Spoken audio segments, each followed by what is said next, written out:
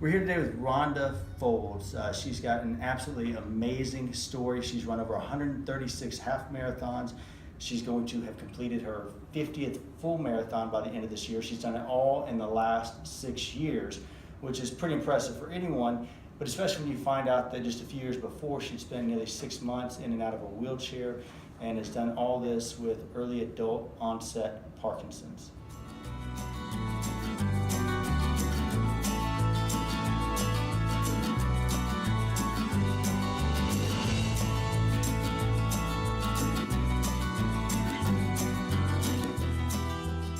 In 1998, you were diagnosed with early onset Parkinson's. Mm-hmm. So just what does that mean? I know you said that you'd had a family history, so you'd watched others kind of go through something similar. Right.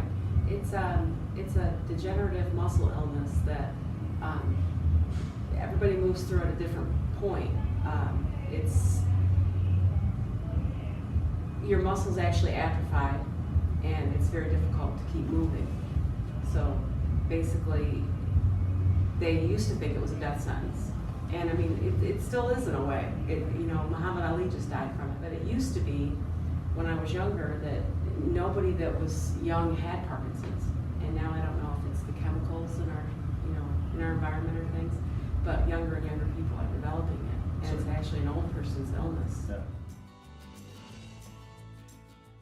I mean, this is 1998. You're in your mid-30s, you're a mother of three boys, Mm-hmm. and they were all, I'm assuming, in the junior high-ish wheel well. Right. And at that time, did you think it was going to be a death sentence? Yes, I did. Yeah, and as a matter of fact, the very first doctor that actually said that I had Parkinson's, I just asked him point blank, and he said, "You probably have about 20 years to live." So I was like, "Oh my God, my kids will only be just adults," and I was really scared.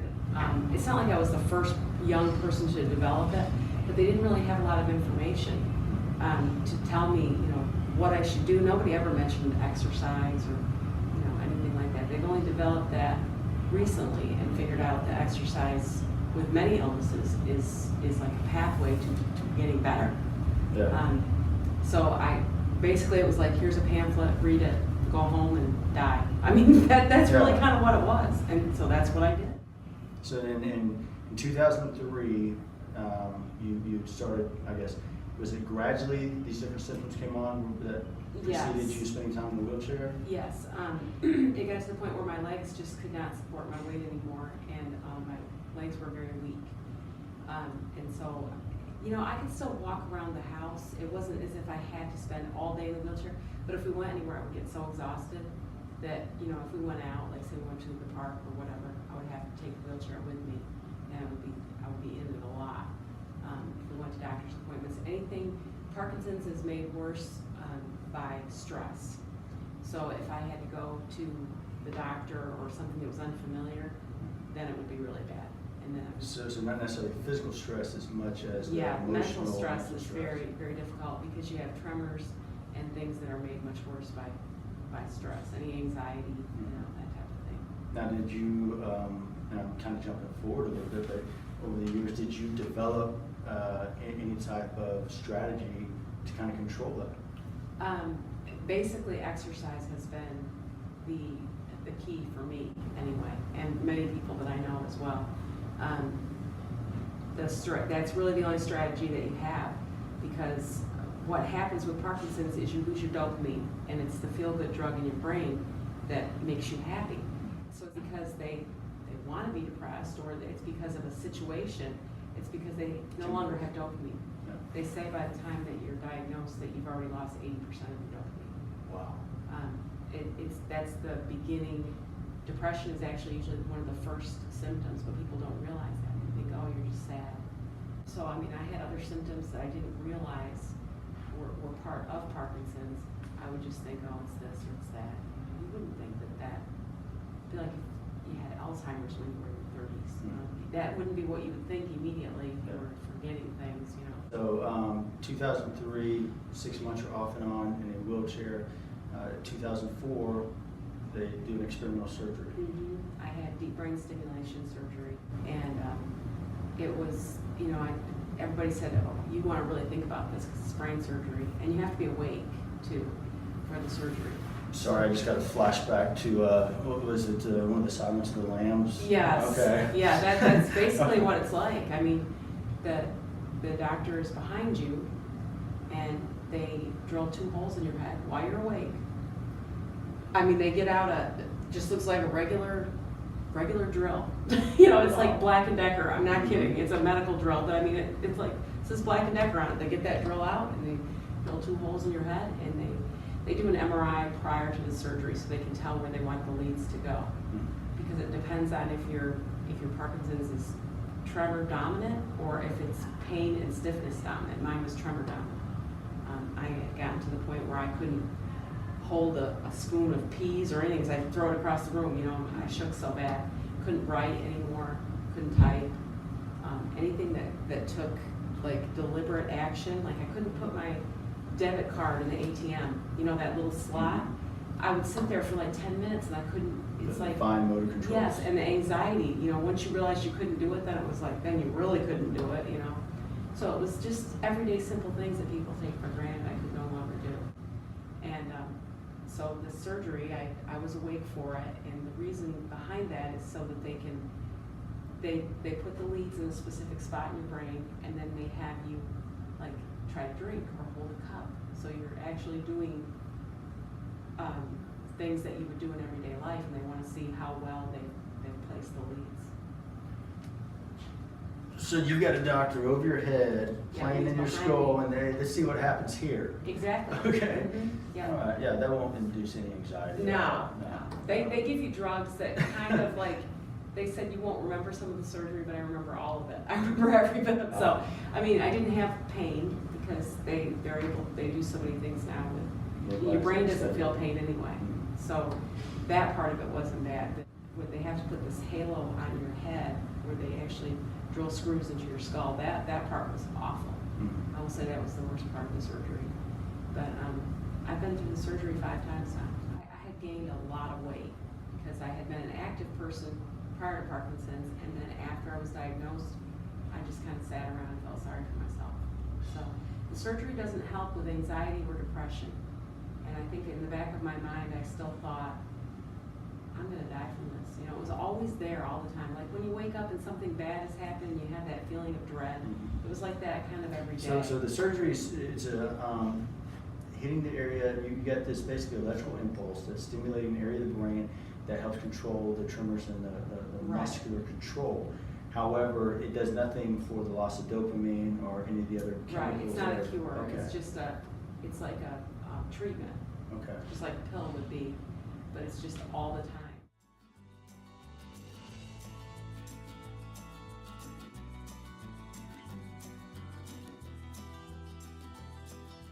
And then I remember specifically, one of the things that got me moving was, I went to a graduation, one of my kids' friends graduated from high school, and I went to her graduation, and somebody took a picture, and I thought, holy God, you know, I mean, I didn't realize how bad I looked until I saw a picture, and I thought, not only did I look really old, but I looked really heavy, you know, and I was just looked miserable. And I thought, okay, you know, what was the sense of having the surgery and going through all of this, you know, stuff to then sit here and just be miserable? And I think that day, that picture is what actually spurred me forward. It made me realize, I thought, I gotta do something with this life. I'm here for some reason. You know, there's some reason above and beyond just me that I'm still here. Because I could have already died from Parkinson's a long time ago. So then I thought, okay, I've got to do something with my life, you know. And it kind of planted the seed, and so I started walking every day. And like I said, I had a recumbent bike. It wasn't really getting my heart rate up or anything, but at least it made me feel better. You know, I was doing little things. And then my son was a Marine and came home on leave, and he's the one that actually got me running again, and that's when my life really changed. That's when it turned around. Now tell us that story real quick. I know you shared it with me yesterday, how you've been exercising, but kind of just doing the minimal, doing some motions, feeling better. I guess we're getting at least a neurological response on that, but you weren't really seeing a lot of the weight loss yet, Right. and a lot of the other positive effects that come with it. until you said y'all went to a park. Yeah, I would go to the park in Hazlitt, you know, that little park off to the right-hand side there. I would go to that park and walk around that loop maybe once, you know, and we came home, he's like, I'll go walk with you now. So we went over there, and he's like, when was the last time that you tried to run? I had been a runner, you know, previous to Parkinson's. And I said, oh God, you know, it's been a long, long time. So he said, let's just try to run from, say, this garbage can to that pole, and see how you do. So I really didn't want to. You know, I thought, oh, I'm gonna look so stupid, and you know, but I did. I ran, and just that little bit, and then we did it a few more times. It was like all of a sudden, something, I guess dopamine or adrenaline, something kicked in, and I thought, oh my God, this is it. This is what is going to do it for me. And ever since that day, it has progressed from 5K to 10K to half, full to ultra marathons to trail running. I mean, just every day. I run almost every day. So then in 2010, you run your first half marathon. Yeah, yes. And then there was the rock and roll half in Dallas. Yes. And then that, I guess, December, you ran your first full. Correct. Yeah. And then something clicked over even that much more, because since then, in the span of really 5.5 years, you've run 136 half marathons. Yep. And we're up over 40 full marathons. Right. And you're looking to be able to hit 50 by the end of the year. And that's just absolutely incredible. Whenever you were in your wheelchair, could you have ever fathomed that you would be able Not to even do to it? run one, not even one. I wouldn't even, I thought those days were gone. You know, after I stopped training to run White Rock, before I was diagnosed, I never thought I'd be able to. If somebody had said, this is going to be your life, and been able to show me, I thought, you know, that there's no way. Your first marathon, you didn't have a training group, you really didn't have a support system. You tell me you just went online and... Yep, pulled up a training plan, and I stuck to it like glue. I don't think I missed one single run. I said, and sure enough, it worked. You know, I stuck exactly what it said. I didn't run more than it said, I didn't run less, did exactly what it said, and I was successful in that marathon, and I felt really good at the end. Didn't feel, you know, like I was gonna die or something. You were still standing. So Yeah. you did this first leg of the journey, I'd say, on your own. And then somewhere, tell me about the metamorphosis of starting to get involved with other groups of runners. How did that come about? It's over the past, however long it's been, I guess 6 years since I started actually running distance. It's kind of happened little by little. I remember I used to go to races, and I would kind of stand in the background by myself and didn't talk to anybody. I didn't know anybody. I was more of a quiet person. I didn't really dare to, you know, I didn't feel like a real runner, so I didn't really dare to be that person that was like, hey, how was that? You know, I just kind of stayed in the back.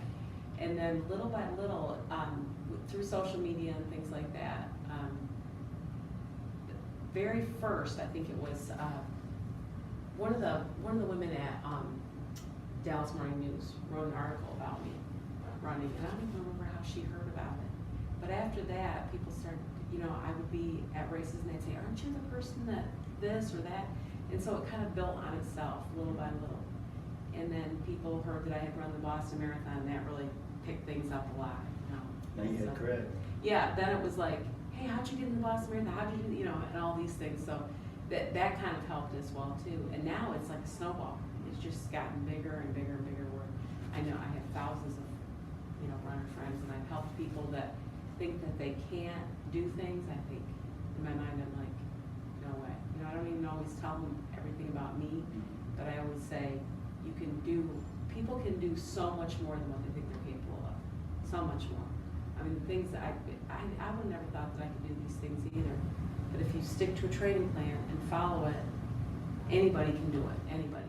You don't have real good muscle memory. Right. So tell me about your process in the morning, just being able to get to the point to be able to run. I have to get up, you know, most people have to get up super early to run a marathon or just to run a long training run. I have to get up at least an hour to an hour and a half earlier than what a normal person would get up. So I'm usually up by 3 a.m. when I do long runs on the weekends, because I literally the way I fall asleep at night is the way I wake up in the morning. It's like my body forgets how to turn over when I'm in bed, things like that. I cannot, it's like there's not muscle memory there. So what will happen is when I first wake up in the morning, I basically am like a lump of clay, and then I have to get up and move around the house very slowly. I kind of plod around, you know, and shuffle around like an old person until it's like then all of a sudden it'll kick in and my muscles will remember, okay, this is what you have to do. So can you imagine if I didn't exercise, how bad it would be? Yeah. That's how bad it would be. I would be like that all the time, all day. But something in my brain remembers after I get moving, and so it takes a while. I've worked very hard not to take medication for my symptoms because I think a lot of times it makes it worse. The side effects and things make it worse. So exercise has been the drug for me for the past few years to keep moving. Because even after I had the surgery in that like 4-year span between when I had the surgery and when I started to run, I still had to take medication at that point. And I'm just slowly weaning myself off of it through exercise. And obviously with the, working with the doctors. Oh yeah, yeah. And so as they saw the effects you were having from increased activity, they realized that some of these different medications you were taking to really release different chemicals in the brain or to create a synthetic chemical, now your body was doing because of your physical activity. Right.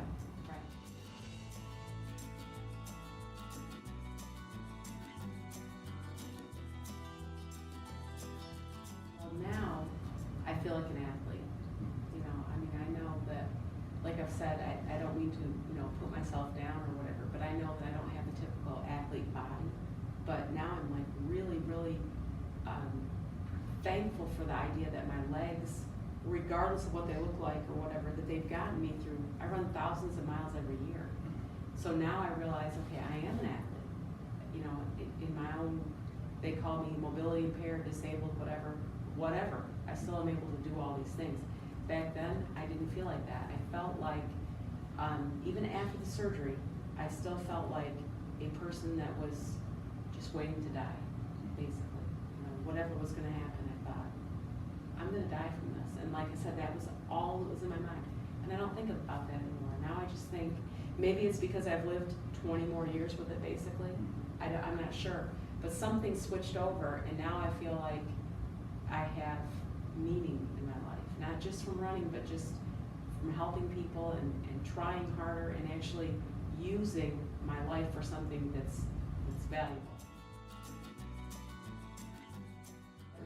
I think the mental part of it has to come first, obviously. And when that switched over, because people have said, but how do you keep the momentum to keep going? For me, I felt so miserable, and I remember that time. Thank goodness I do, because I remember feeling just awful. And who wants to wake up every day and think, oh, I'm just going to wait here to die? I didn't want to feel that way, but I didn't know how to bring myself out of it. And see, that day when my son had me run, it turned on something, and I thought, oh my God, even if I could only have that for a few minutes every day, that's so much better than the way I felt before. So I think that's a lot of it, and people have accused me of, you're just trying to outrun your illness. Yeah, that's true. So what? Why not? Yeah, I mean that is basically what I'm trying to do, but it's, maybe it'll work. Who knows? We don't know the future. And I think and there's two ways to look at that. Yes, we may be trying to outrun something or run away from something, but in the process, we're always going to be running to something. Yeah, you have to. You're going somewhere. Yeah. Your finish line or whatever might be different than the actual finish line, but yeah, that's exactly how I feel. I think, yeah, so what?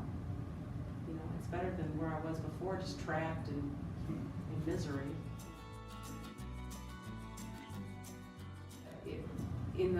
When I was really down, I remember I would always have this dream about flying. Like I wish that I could fly.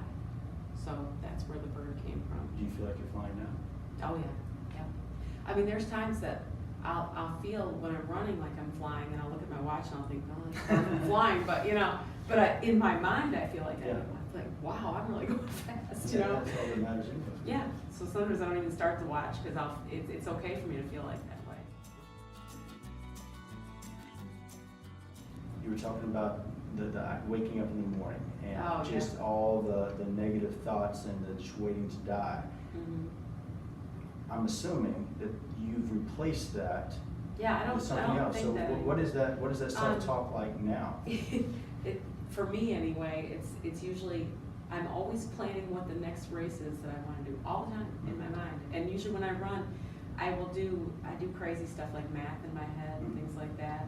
And I'll do, like I'll figure out, like say if I have a training run tomorrow, I'll figure out, okay, what time am I gonna have to get up? It's a lot of like numbers and type things. Keep my brain busy rather than, but I don't have the depression at all anymore. I don't take any medication or anything. And so you've already got the next goal in mind before you finish Yes. the goal you've And got. because people will say to me all the time, well, how do you keep the motivation? I say, always sign up for another race Mhm. or a group that you can run with or somebody that's gonna make you responsible to come to the, you know, don't let it go where you're doing a year between races or whatever, if you're a person that needs motivation. Because if you have something on your training schedule, you're gonna, you know, it's kind of like that's your boss. That's your reason to keep going. Yeah, that's your gym, you know, so to speak, and so that's how you keep going. That's what I've done ever since the beginning. Even if you fall flat on your face, you're at least moving forward.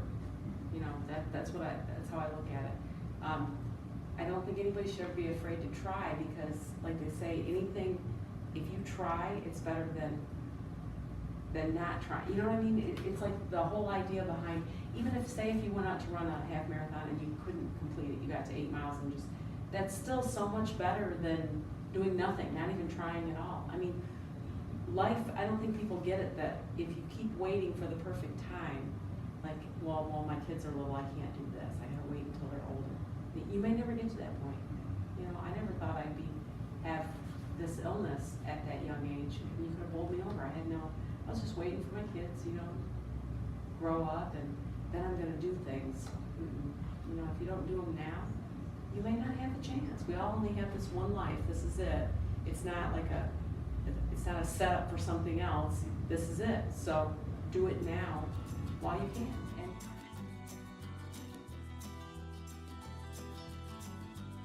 How much better are you able, just on that thought, able to take care of your sons, even though they're grown? Mhm. But how much better of a wife, mom, and now grandmother are you than you were in 2008? world's better.